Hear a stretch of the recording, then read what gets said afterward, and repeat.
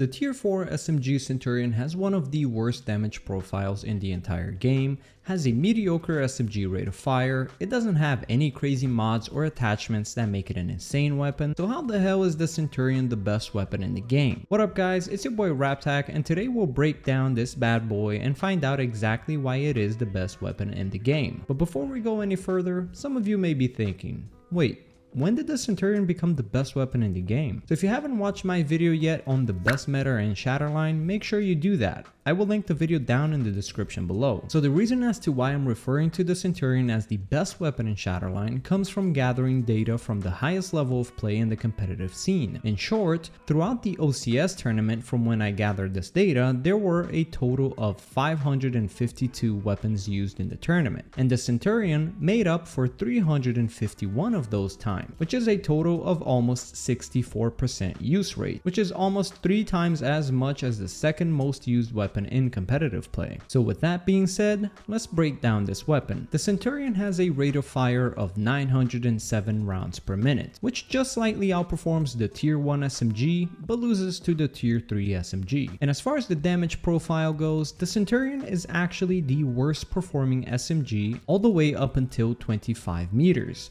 which by Shatterline standards, it's actually pretty far. It has an average headshot damage increase, nothing that stands out. It has the fastest reload time in the SMG category, although only by 0.1 seconds, which is almost negligible. And so by looking at it from a statistical point of view, the Centurion just seems like a good weapon. But it's not like it stands out in anything in particular. But that's just it. That's the thing about this weapon. It's a good weapon, like in every way possible. There's nothing about it that stands out as godlike, but that's the thing. That's also true the other way around. There's nothing about it that is particularly bad. Although it ranks the lowest in TTK for the SMGs, in the grand scheme of things, it still performs pretty good. It just so happens that all the other SMGs have pretty fast TTK. The Centurion still beats a lot of the assault rifles at close ranges, and the same can be said about a lot of things about the Centurion. For example, the accuracy of it is pretty good, and it also has a slightly better damage drop off as range increases when comparing with other SMGs. Now, even though the recoil for the Centurion isn't the best one, it actually is one of the easiest weapons in the game for you to recoil control as you're spraying with it. And so that's what makes it such an appealing weapon. It does everything well. It has a good amount of ammo, decent damage, decent rate of fire, decent range, easy recoil control, and it's just decent all around. You could argue that the Centurion is the most well-rounded weapon in the game that never fails in anything in particular. Therefore, it is also the most consistent weapon for you to play with. And I think that's a very important factor to consider. The fact that it is the most consistent weapon brings players comfort knowing that no matter what situation you find yourself in, you can always rely on the Centurion. For example,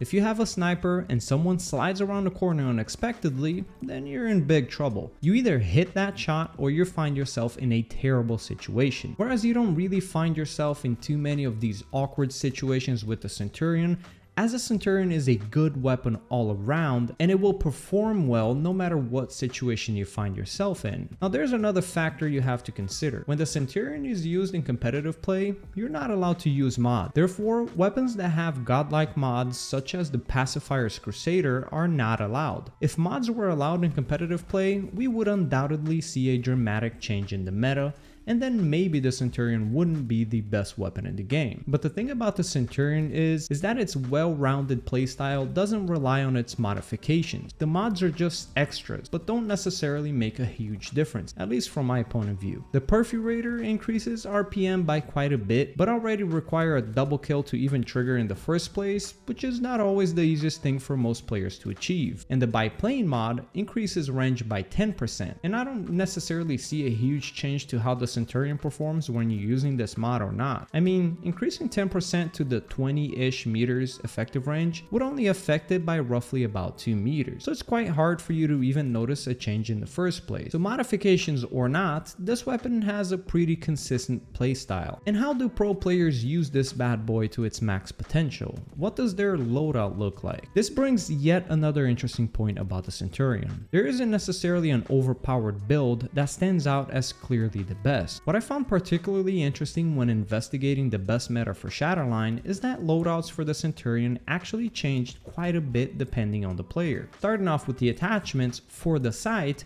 pretty much every player opted in for the 1.2 times sight, also known as the M39 sight. And then for the last two attachments, that's where things varied a little bit. Most players ran the extended mag, but there was actually a large amount of players that didn't. And instead of the extended mag, they opted in for the muzzle brake, which increases the range of the Centurion by 10%, giving them that extra range boost that is particularly useful in escort map. And as for the third attachment, there were two different grips, the accuracy grip or the movement speed grip. By the way, I should point out one thing here. Accuracy only seems to affect hip firing. Some people might not be aware of this fact, so maybe some people were using this grip wrong. I'm not exactly sure. As far as the grips go, this was a bit of a toss-up, although I saw most people opting in for the movement speed grip. Now what about PvE? Okay, so this title wasn't really meant for the PvE players, obviously. The Centurion is not the best weapon for PvE. However, I'll tell you guys about the best PvE weapon in another video. But you should know,